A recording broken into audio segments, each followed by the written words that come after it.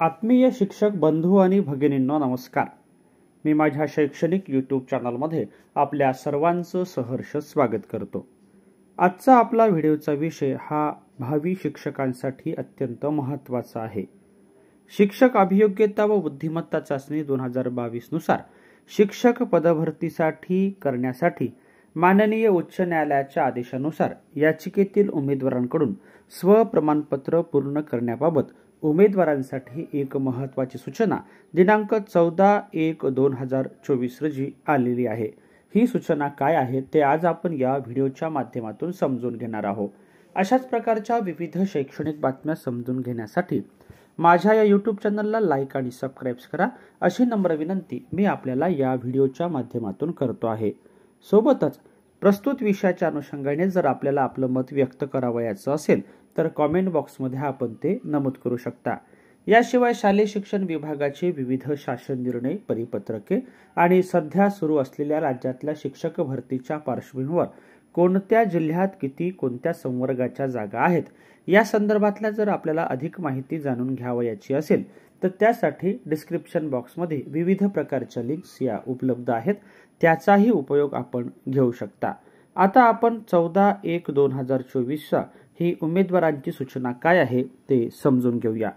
माननीय उच्च न्यायालय खंडपीठ औरंगाबाद येथील याचिका क्रमांक 8534/2023 व याचिका क्रमांक 11732/2023 मधील आदेश अनुक्रमे दिनांक 14/9/2023 व दिनांक 20/9/2023 व अन्य याचिकातील माननीय उच्च न्यायालय खंडपीठ नागपूर येथील याचिका क्रमांक 6535/2023 व इतर तसेच माननीय उच्च न्यायालय मुंबई येथील याचिका क्रमांक 12424/2023 या याचिकातील आदेशानुसार उमेदवारांना आवश्यक त्या बाबींची पूर्तता होत असल्याची खात्री संबंधित नोडल अधिकाऱ्यांनी केल्यानंतर न्यायालयाने निश्चित केलेल्या केवळ गैरप्रकारातील महाराष्ट्र शिक्षक पात्रता परीक्षा अर्थात TET उत्तीर्ण असलेल्या उमेदवारांना वगळून अन्य उमेदवारांना स्वप्रमाण करण्याबाबत सोय उपलब्ध करून देण्याबाबतचे निर्देश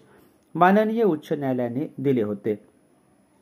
माननीय उच्च न्यायालयाने दिलेल्या निर्णयानुसार याचिकादारांचे ईमेल प्राप्त झाले आहेत.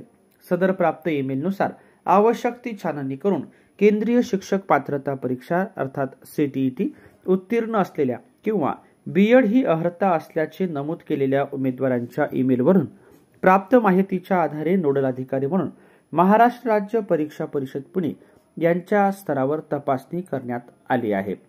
शिक्षण आयुक्तालयाकडून शासनास प्रस्ताव सादर करण्यात आला होता.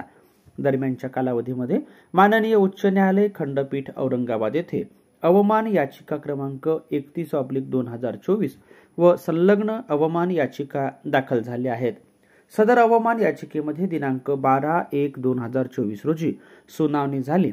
त्यानुसार शासनपत्र दिनांक 12/1/2024 अन्वये सदर याचिकेतील उमेदवारांना चारित्र्य पडताळणीच्या अधीन राहून स्वप्रमाणपत्र नोंदणी करण्यास शासनाने मान्यता दिली आहे.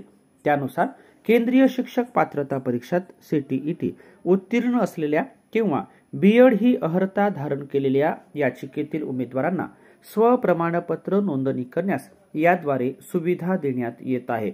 तसेच उमेदवारांना त्यांनी यापूर्वी माहिती पुरवलेल्या ईमेलवर कळविण्यात आलेले आहे.